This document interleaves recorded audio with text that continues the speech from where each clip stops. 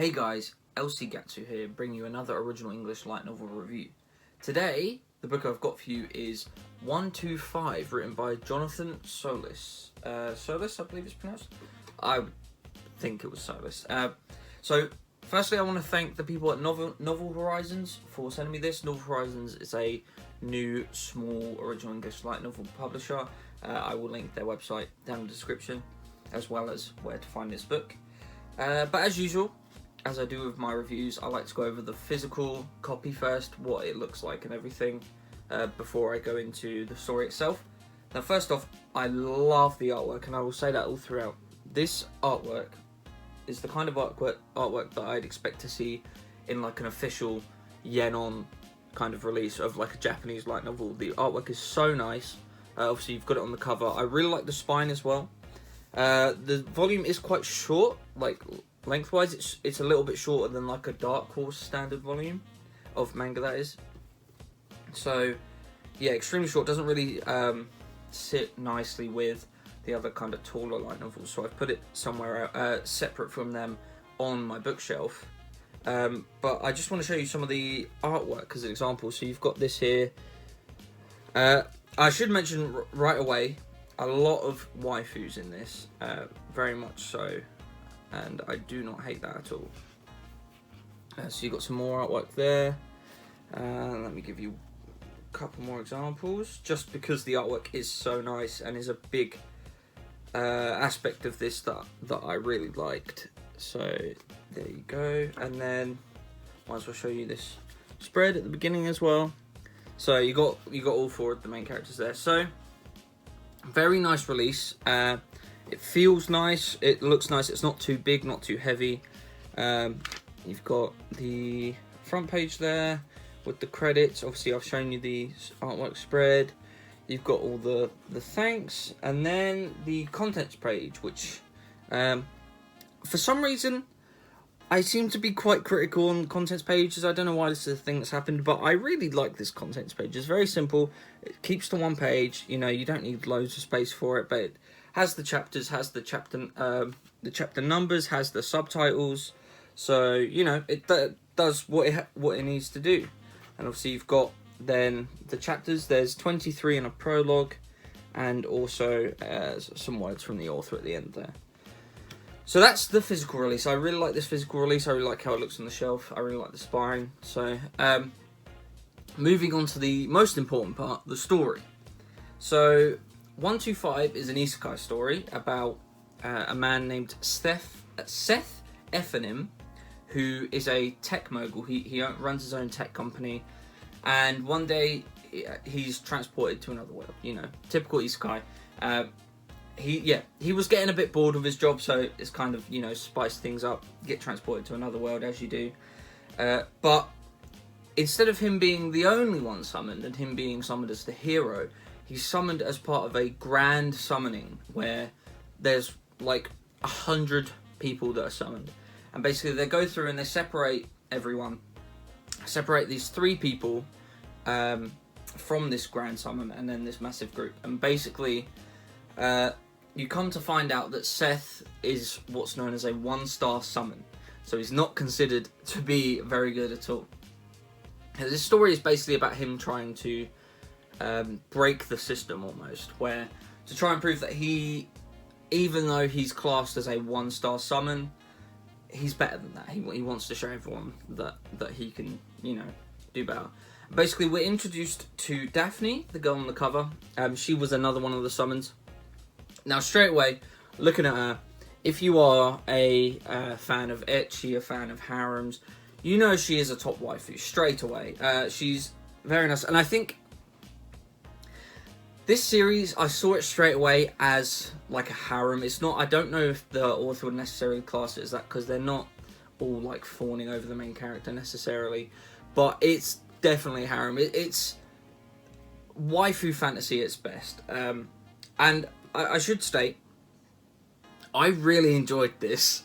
The thing is, it's one of them cases where I did find it kind of hard to pinpoint why I liked it as much as I did. So the story moves at a really nice pace, and I like that a lot. Where it doesn't feel like it drags on too much at certain points. Sometimes There's time moves really fast when it needs to. You know, it doesn't hang on stuff for longer than it needs to.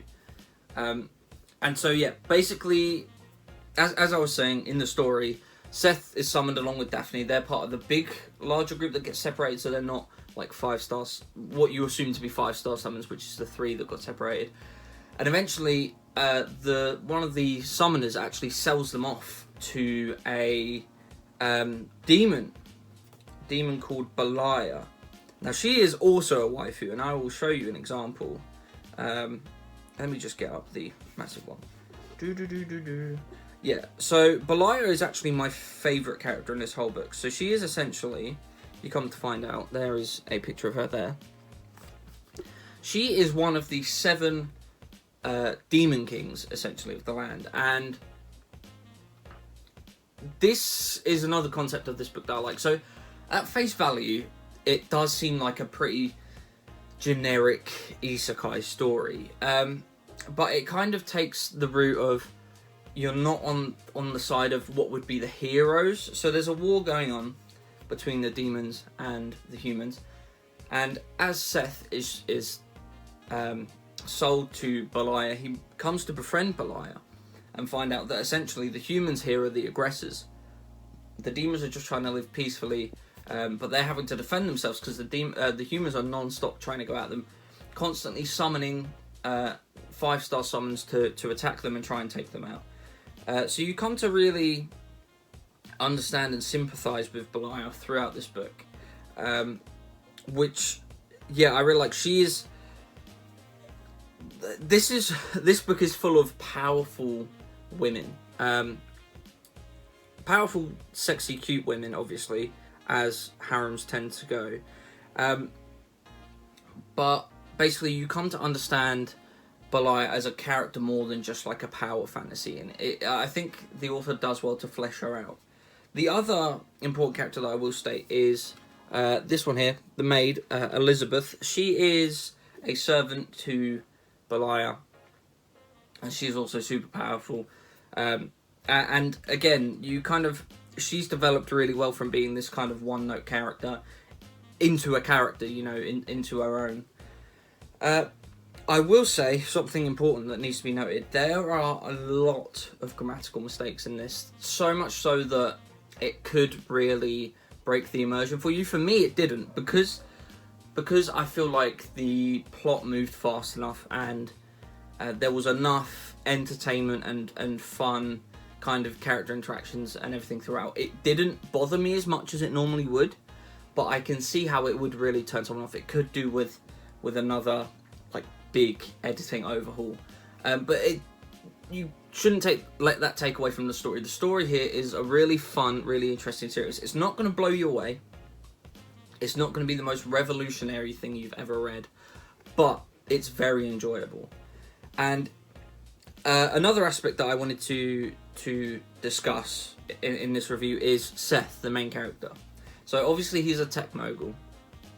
He's with his tech company, he came from nothing. He came from the bottom, and he made his way up and became the CEO of this massive company.